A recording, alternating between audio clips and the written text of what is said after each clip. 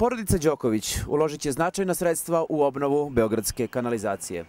Kako nezvanično saznajemo, plan porodice Đoković je da uskoro i privatizuje kanalizaciju kako bi ispod Beograda sagradili savremeni akvapark. Izgradnja jednog ovakvog kompleksa svakako bi privukla veliki broj stranih turista u naš glavni grad, a plan je da se izgradnja akvaparka poveže sa odigravanjem teniskog turnira, dakle Serbia Open Belgrade Closet. Razgovaramo sa gospodinom Srđanom Đokovićem koji će nam reći nešto više o ovoj zanimljivoj ideji svoje porodice. Pa mi ovo sanjamo već 20 godina kao porodica i uspeh fenomenalan, nezapamćen. Sami smo svojom voljom krenuli da se bavimo tim poslom, namerno kažem posao, jer to više stvarno... Hvala gospodine Đokoviću. Dakle, uskoro Beograd dobija veliku atrakciju, primamljivu za veliki broj stranih turista. Hvala porodici Đoković.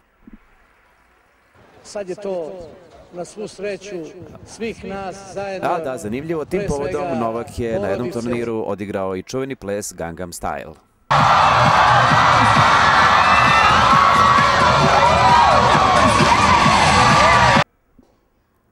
Ali još nešto bih napomenuo. Niko drugi